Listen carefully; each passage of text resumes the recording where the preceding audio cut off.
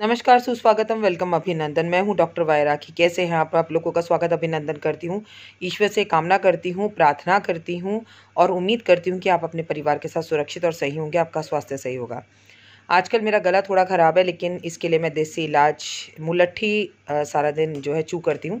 इस वक्त भी मेरे मुँह में मुलट्ठी है। ये मैं आपको इसलिए शेयर कर रही हूँ क्योंकि अगर आपके भी गले में खिच-खिच है या आपके गले में हल्की-फुल्की खाँसी है, तो ज़रूरी नहीं है और 100% कि वो कोरोना हो।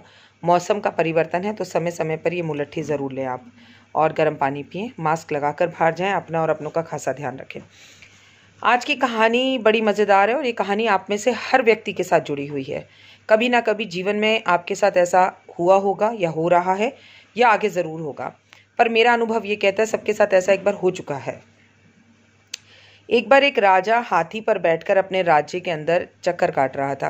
अचानक से वो एक दुकान के पास रुका और अपने मंत्री को बोला, पता नहीं क्यों मेरा दिल करता है कि इस दुकानदार का जो इस दुकान का मालिक है, उस मालिक को फांसी की सज़ा दे दी जाए। मुझे नहीं पता ऐसा क्यों है, बट दे दो। इससे सुनकर मंत्री को बेहद दुख हुआ और मंत्री इससे पहले कुछ बोल पाता, समझा पाता, कारण पूछ पाता, राजा आगे जा चुका था। अब राजा के आगे तो कौन ही बोले। मंत्री चुप रहा। अगले दिन मंत्री अपनी वेशभूषा बदलकर साधारण व्यक्ति बनकर उस दुकान पर पहुंचा और उस दुकान के मालिक से मिलना चाहा। मिलते ही उसने बोला, नमस्कार भाई, और क्या हालचाल, तेरा व्यापार कैसा चल रहा है? उसने मुस्कुराकर कहा, मैं बहुत दुखी हूँ और मेरा व्यापार बिल्कुल भी अच्छा नहीं चल रहा है और मेरा चंदन की लकड़ी का व्यापार है। कोई मरता है तो चंदन की लकड़ी लोग मुझसे खरीद कर जाते हैं और कई कोस दूर तक चंदन की लकड़ी बेचने का काम मेरा है। लोग चंदन की लकड़ी को हाथ में पकड़ते हैं, सूंघते हैं, उसकी खुशबू की भी तारीफ़ करते हैं, मेरी क्वालिटी की भी तारीफ़ करते हैं, लेकिन कोई भी चंदन की लकड़ी मुझसे ख़रीद के नहीं ले जाता। खाने के लाले पड़े हैं। अब तो बस एक ही दिन का इंतज़ार है कि कब इस राज्य का राजा मरे। राज्य का राजा मरा तो सब लोग मुझसे चंदन की लकड़ी खरीद के ले जाएंगे, क्योंकि कोसों दूर तक सिर्फ़ और सिर्फ मैं ही हूँ जो चंदन की लकड़ी बेचता है। और राजा के मरने पर सभी लोग कम से कम एक एक चंदन की लकड़ी तो राजा की अर्थी पर उसके अंतिम संस्कार में ज़रूर डालेंगे, तो मेरे को सारा नुकसान पूरा हो जाएगा। तो ये उसके भाव थे राजा के लिए।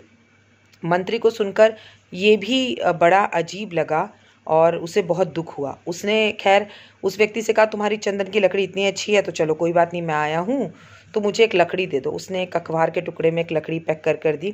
मंत्री ने उसे सूंघा तो उसमें बड़ी अच्छी खुशबू आ रही थी।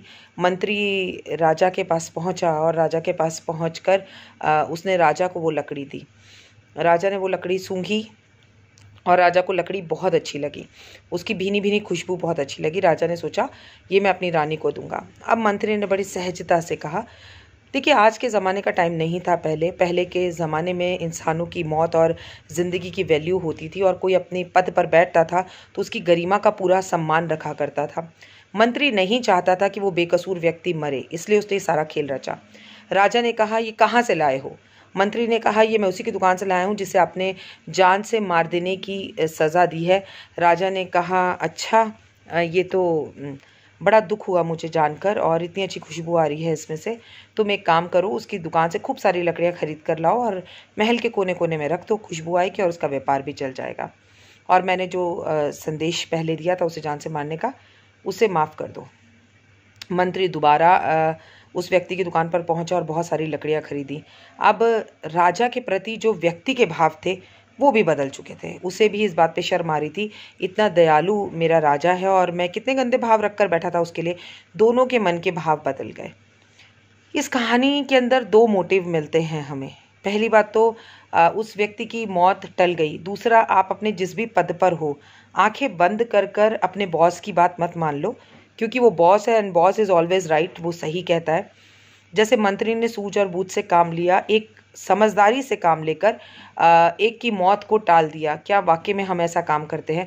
और दूसरा, इस कहानी से शिक्षा मिलती है कि भले ही हम किसी को जाने और या ना जाने, अगर हम उसके प्रति गंदे भाव रखते हैं, जैसे कि वो लकड़ी वाला, चंदन की लकड़ी बेचने वाला ये चाहता था इस राज्य का राजा मर जाए, तो राजा को भी ऑटोमेटिकली उसकी दुकान से गुजरते वक्त कुछ नेगेटिव वाइब्रेशंस आई, जिससे राजा ये चाहता था कि ये मर जाए। तो जैसे भाव हम सामने वाले के लिए रखते हैं वैसे ही भाव वो रखता है। अक्सर लड़ाई में हम यही तो चाहते हैं, सामने वाला मर जाए, ख़त्म हो जाए, और वैसे ही भाव गुस्से में या वाइब्रेशंस और तरंगों के द्वारा उसके पास जाते हैं और वो भी हमारे बारे में ऐसा ही सोचने लगता है। तो चलो आज एक काम करते हैं, आपका मेरा कोई ना कोई इस दुनिया में दुश्मन ज़रूर होता है, हमारी किसी से नाराज़गी होती है, तो एक काम करते हैं आज से हम उसके बारे में पॉजिटिव सोचना शुरू करते हैं, चाहे वो सोचे या ना सोचे। एक बार हम पॉजिटिव सोचकर देखते हैं कि क्या सामने वाले के पास सही चीज़ें पहुंचती हैं या नहीं पहुंचती। एक ये चीज़ कर कर ज़रूर देखिए और आप भी किसी ना किसी पद पर ज़रूर होंगे। उस पद का मान सम्मान रखिए और कोशिश कीजिए कि आप किसी को जीवन दान दे पाएँ या ना दे पाएँ, लेकिन बेवजह किसी की मृत्यु ना हो, किसी की नौकरी ना जाए, और अगर जाए तो उसी अपनी सूझबूझ से हम कैसे बचा सकते हैं। क्या ये भी एक कर्मा नहीं है? क्या ये भी हमारे ज़िंदगी के डेली रूटीन का एक पार्ट नहीं है? कहानी कैसे लगी कमेंट्स में जाके ज़रूर बताइएगा। फ़िलहाल मुझे दीजिए इजाज़त और कमेंट्स में जय माता दी भी लिखिएगा। जय माता दी।